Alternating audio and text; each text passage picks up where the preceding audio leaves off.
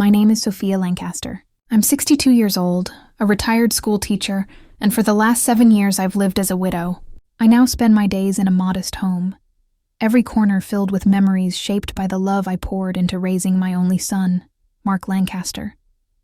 Just a few months ago, I gave Mark and his wife, Vanessa Stone, the kind of gift people whisper about. A home fully paid, no mortgage, no debt.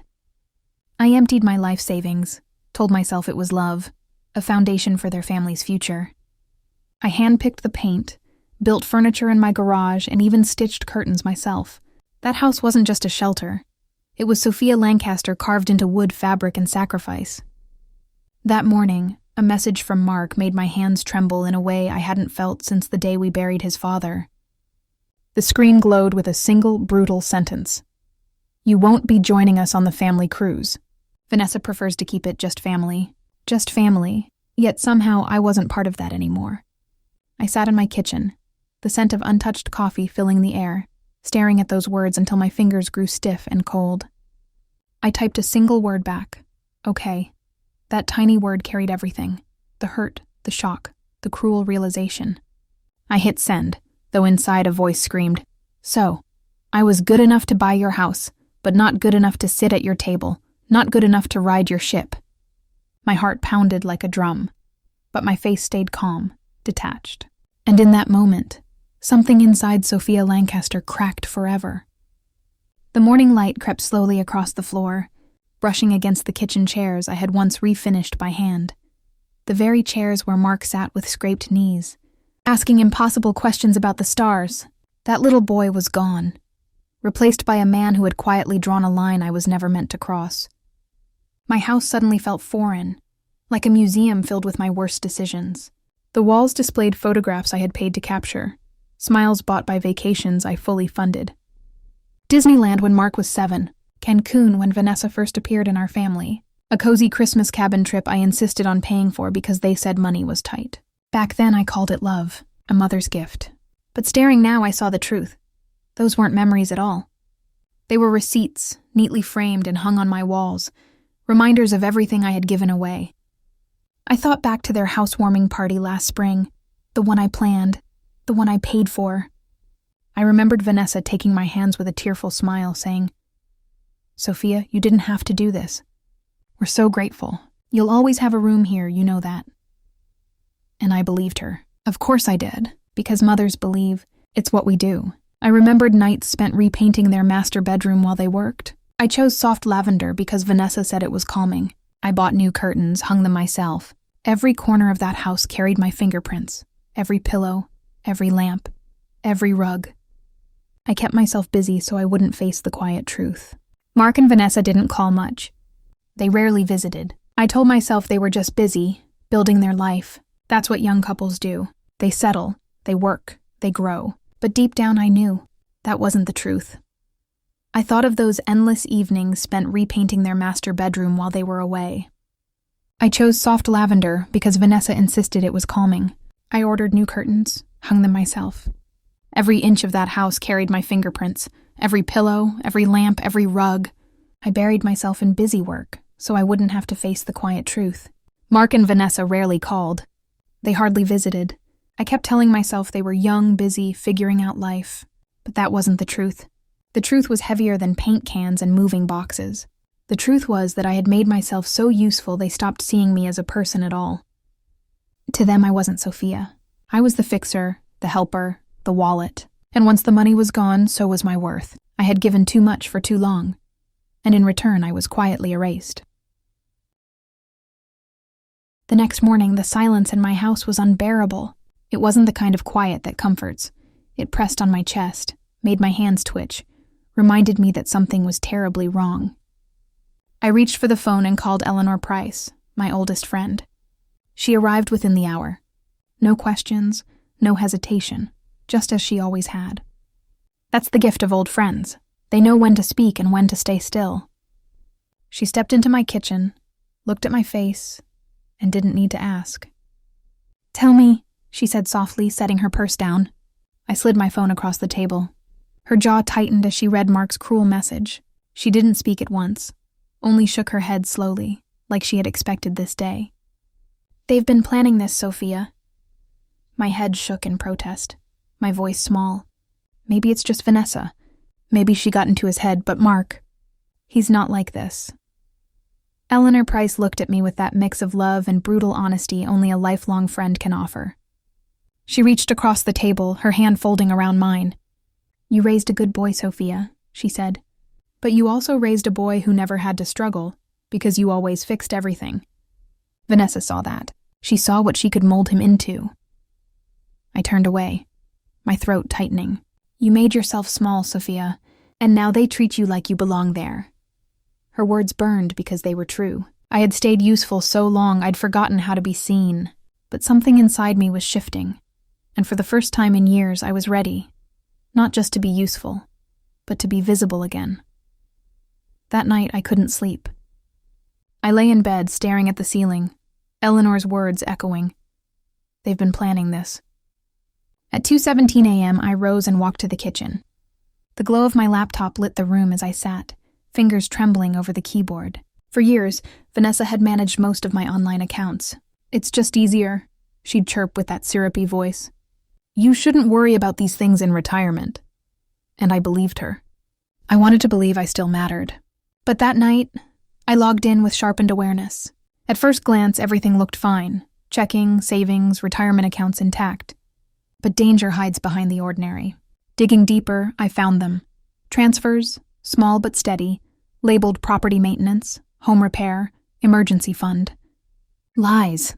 I hadn't authorized repairs or linked payments. The destination accounts weren't mine. They were Vanessa's. Quietly, smoothly, she had bled me dry. This wasn't thoughtlessness. It was theft. And Mark? Blind or willing, as long as the money kept flowing. I sat back, my heart racing. Not with fear, but with something colder, sharper. The truth struck like ice. They weren't planning to hurt me someday. They were already doing it, and they thought I'd never notice. But I had noticed, and I wasn't going to sit quietly anymore. By morning, my mind was made up. No more silence. No more waiting for the next betrayal. It was time to act. I called Richard Hale, my attorney. The man who had managed my affairs for years, my will, my retirement, even the documents for that house transfer. He answered immediately. Mrs. Lancaster, good to hear from you. Everything all right? No, I said calmly. That's why I need to see you today. He cleared his schedule. Within hours, I sat across from him, hands folded neatly. I want the house transfer reversed. Lock down every account. Cancel every power of attorney. He paused, then nodded. Very well. But if you suspect abuse, we'll need evidence. I slid him a spreadsheet. And I want more. Richard Hale studied me carefully. Are you open to hiring a private investigator? I didn't hesitate. Hire whoever you trust, he nodded. Then we moved quickly. I'll start the filings, and the investigator will build the paper trail. As I left his office, something inside had shifted. This wasn't only about stopping them. It was about reclaiming myself, quietly, methodically, with a strength they'd never seen. That afternoon, I sat at my kitchen table, sunlight warming my face. For the first time in weeks, my hands were steady. They thought I was still the woman who signed whatever paper they slid across the counter. That woman was gone.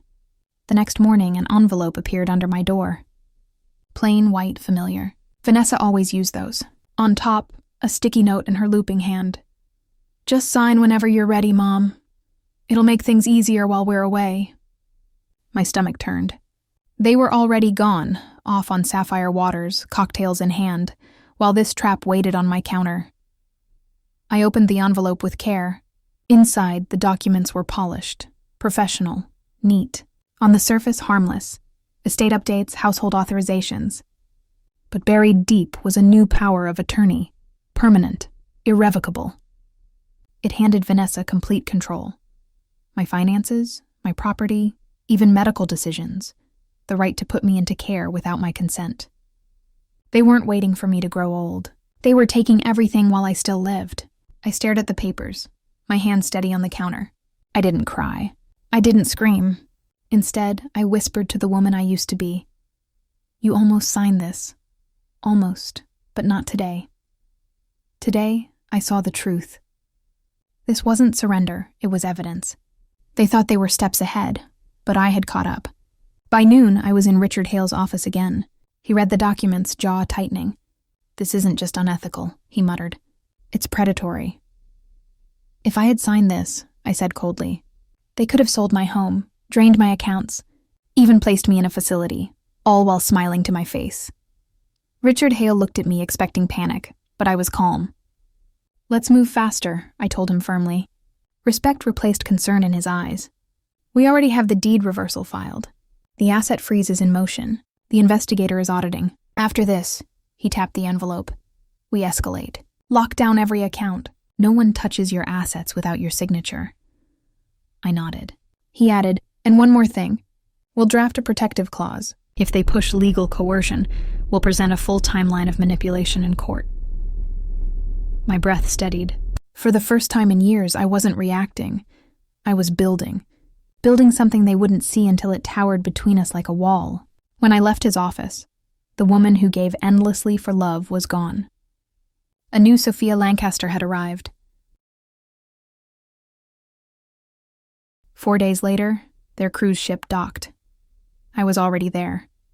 I parked a block away, watching as Mark and Vanessa returned, tanned, relaxed, luggage piled high. Vanessa barked orders about mortgage papers while Mark scrolled his phone, detached as ever. Then they froze. 2 unfamiliar cars sat in the driveway. A moving van. A young couple laughed with a realtor as boxes were unloaded. Shock filled their faces. "Mom?" Mark's voice cracked. Vanessa's eyes narrowed. "What's going on? Who are these people?" I stepped forward, calm. "You won't have to manage anything for me anymore." Vanessa snapped, "What does that mean?" Mark panicked. "Why are strangers in our house?" "It's not your house," I said evenly. "Not anymore." Vanessa stormed toward me. "You can't do this! We're refinancing! We have contracts!" I handed Mark a folder. Inside, deed reversal, sale records, financial audit, every transfer. Vanessa snatched it, eyes blazing. "None of this will hold. You'll regret this." I held her gaze. "You mean draining my accounts while smiling? Signing authority behind my back? Listing my home as collateral while I sat in the dark?" Mark whispered, "We didn't mean—" I raised my hand. "No, you didn't mean to get caught." Silence fell, heavier than shouting. Then I pulled out a second folder, this one for Vanessa. Inside, legal records, forged signatures, every abusive tactic. "If you take me to court," I said calmly, "this becomes public record." They froze, pale, defeated. I looked at Mark, my only son, and spoke the last words I would ever give him. "I was your mother. You made me your target." Then I turned and walked away. I didn't look back. I drove slowly to my new apartment. Modest, plain, but mine. Fully mine. I ignored Mark's final text, another plea dressed as regret. I had nothing left to give, and in that emptiness, I found something richer than love. Freedom. If Sophia Lancaster's story touched you, drop a comment and tell us what you would have done. Hit like if you felt her pain and her victory. Subscribe for more stories of resilience. And remember, share this with someone who needs to hear that it's never too late to take your life back.